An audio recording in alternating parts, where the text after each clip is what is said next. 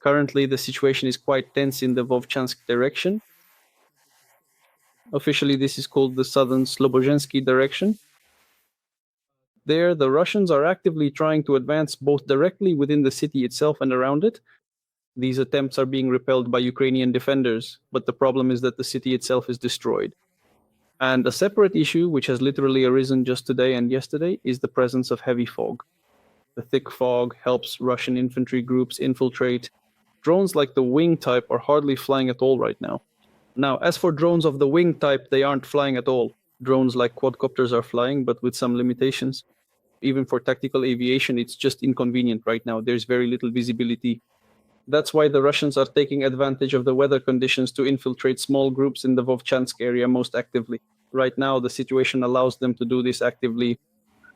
In other directions within our area of responsibility, it's a bit easier. There are more of them there.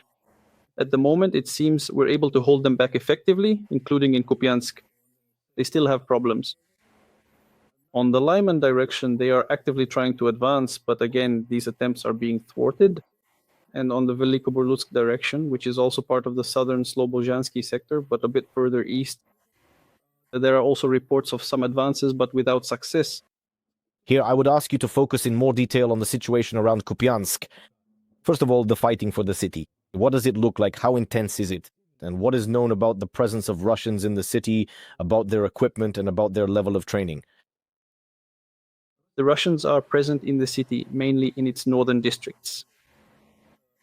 Ukrainian forces are currently in the southern districts and the center, while Russians are in the northern districts. The Russians entered here back at the beginning of November and tried to carry out active operations, since at first they were gradually and then finally cut off from supplies, and now their only resupply comes from drone drops. They are currently experiencing the best times of their lives.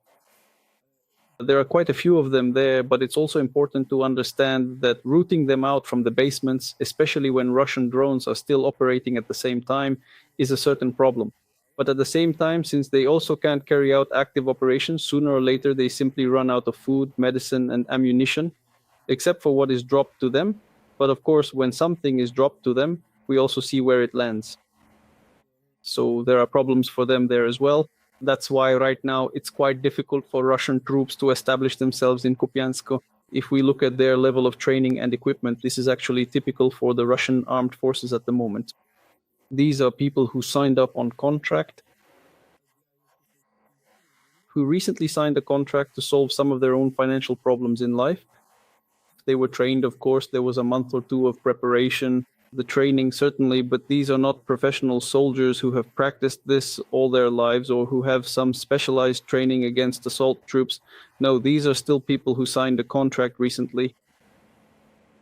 If we talk about the outskirts of Kupiansk, what is the situation there? Are there any battles taking place? And again, how does the behavior of the Russians differ in the urban agglomeration compared to the outskirts?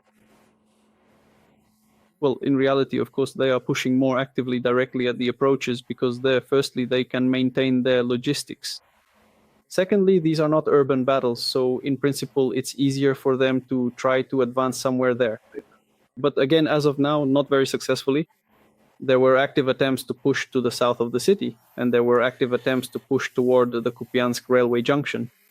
There were even statements about some kind of encirclement there, but again, nothing successful came out of it for them either.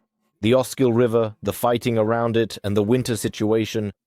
If we model the river freezing over in the coming months, what threats could that create, or perhaps even opportunities for our forces? And obviously, if we're talking about Russian ambitions, what would that mean for them? Well, objectively speaking, let's say the threat is that the Russians would then try to cross directly. Right now, they are forced to do this using small watercraft. Small watercraft in conditions of constant drone warfare are also unreliable. They just get hit. So as of now, it's not very easy for them to move around. If the river freezes, it might get easier. But again, that's a big if.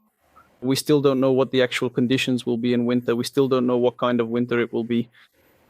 Right now, well, yes, the weather is also getting in our way a bit. Right now, there are literally fogs. So according to the same reports, even the smallest watercraft can move with a much greater degree of cover, with a higher degree of safety for themselves. But we'll see. Vovchansk, the situation there, both in the city and in the surrounding areas. How comparable is it to the situation in Kupiansk, and overall, what is it like? You can't really compare them because in Vovchansk, unfortunately, the situation is objectively worse right now. It's worse simply because the city of Vovchansk has been destroyed over the course of several years. It was leveled to the ground, it's closer to the border, and it's smaller in size. The fighting has lasted longer there, and simply more FABs have fallen there. That's why there's very little left of the city. And of course, when there's little left of the city, it's also not so convenient to hold positions there because, well, where exactly would those positions be? Based on what? So as of now, if the situation in Kupiansk is difficult for the Russians, according to Korishpast, then in Vovchansk the situation is tough for the Ukrainians. Positions are being held in the southern part of the city. But again, the relentless Russian attacks are quite constant and persistent, and the extensive use of those very same FABs and those devastating glide bombs poses a significant and ever-present threat to the region. Well, besides the FABs, I think it's also worth mentioning drones here. The use of long-range drones along the front line. First of all, how actively are they being used, and where is this being recorded? Is there a particular area where the largest number of strikes is being observed? If we're talking about long-range drones, truly long-range ones, they are usually used against Ukrainian infrastructure facilities and peaceful cities. There isn't really such a need at the front. At the front, you can use drones that are, let's say, of relatively medium range, because to be honest, even now drones on autopilot can fly up to 40 kilometers, and that range is more than enough. That's why, for the most part, something more at the tactical level is used. Thank you for the information and for finding the time to join us. Let me remind you, Viktor Trigubov was with us live. He is the head of communications for the Joint Forces grouping. In fact, we discussed the situation in the Kharkiv region, specifically about Kupiansk, about Vovchansk, and in general, about the situation on that section of the front. Meanwhile, the Russians have once again shelled the Zaporizhzhia region. 20 settlements came under enemy fire. They fired using artillery, multiple rocket launchers, aviation, and also launched drones. As a result of the attack on the Polohi district, a child was injured. Local authorities report damage to residential buildings and infrastructure facilities.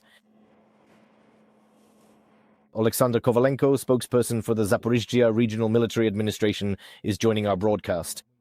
Colleague, greetings, good afternoon. Good morning, greetings to you, Maidan Olehovich.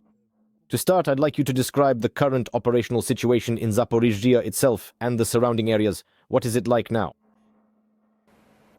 I'll start by saying that in Zaporizhzhia, over the past few days, it has been relatively calm. Of course, there are constant air raid alerts, as is the case right now. An air raid alert is also ongoing. Over the past day, the occupiers shelled the territory of Zaporizhzhia region 540 times, using absolutely all types of weaponry, as you correctly noted. First and foremost, these are unmanned aerial vehicles and artillery, which make up about 90% of all the metal flying into the territory of Zaporizhzhia region. The frontline settlements located 5 to 15 kilometers from the line of combat contact are suffering the most. In particular, these are Huliaipol, Orikiv, Stepnohirsk, and Primorsk, which are situated on the left bank. And the right bank part of the region along the shores of the former Kakovka reservoir, namely the Bilenkivska community, is also affected, particularly two settlements, Chervonodniprovka and Bilenka itself. It can be noted that over the past 2 days, the intensity of shelling has slightly decreased. Obviously, this is due to the weather conditions, fog and drizzle over the past few days. But for example, a week ago, and generally throughout October and November, the terrorists have been shelling the region 700 to 800 times or more per day. Even now, at the moment of our conversation, an air raid siren is sounding in Zaporizhzhia, and the same goes for the region. Speaking of people's needs, first of all, the points of invincibility. How high is the demand for them right now? How many of them are currently operating? And how quickly can they be deployed when needed? Of course, these crucial points are absolutely essential. These are indeed places where people can conveniently charge their various devices, enjoy some refreshing tea, and readily get something substantial to eat if it is truly needed. In total, there are 404 points of invincibility in the Zaporizhzhia region. More than 20 of them are operating continuously, plus 40 more are run by enterprises and organizations in the Zaporizhzhia region, and the remaining 300 more than 30 are in so-called standby mode and can be opened at any time whenever needed. As for, let's say, the demand, if I can put it that way, for visiting the points of invincibility during this week on November 25th, I'd like to remind you, Zaporizhzhia was massively attacked by Shaheds. There were 11 strikes and a lot was destroyed and damaged then. Houses in 3 districts of the regional center were affected. At that time, more than 200 people visited the points of invincibility located near these sites. At the beginning of November, an inspection of the points of invincibility was carried out together with rescuers, the national police, and other services to check for the presence of generators, fuel, food storage, and more precisely, the availability of long-term food supplies, and so on. Of course, certain shortcomings were identified. So at this point, it's probably not accurate to say that 100% of the points of invincibility are ready to operate. God willing, hopefully we won't ever really need them. Electricity, water, heat in the city and surrounding areas. What's the situation with that? Electricity? Well, just like throughout the entire country, scheduled hourly outages have been introduced, obviously, but since the beginning of this week, they have become milder, more gentle. At the same time, they can turn off one of the groups, and in total, we have 5 groups and 6 subgroups for no more than 5 hours. Previously, well, let's say no more than 3 groups were turned off at the same time. That is, the situation during this last week of November is much better compared to what it was before. A week or two ago, when the overseas massively attacked our energy sector and 2 nuclear power plants then reduced, let's say, their output, their electricity generation. As for water, water is also available, heating supply is also ensured, and we started the heating season on time. Moreover, we are focusing on 2 things: further protection of critical infrastructure facilities, meaning the construction of protective structures of the first, and not only the first, but also the second level, and then the availability of sources of alternative autonomous backup power supply. There have also been inspections and tests in case of a possible blackout. For example, water supply and sewage facilities are equipped with approximately 200 generators. Heating supply facilities have 65 generators plus additional cogeneration units. Emergency and repair crews have been formed at Zaporizhzhia Oblenergo and Zaporizhzhia Gas in case of extraordinary or emergency situations. Thank you for the information you provided and for finding the opportunity to join us live.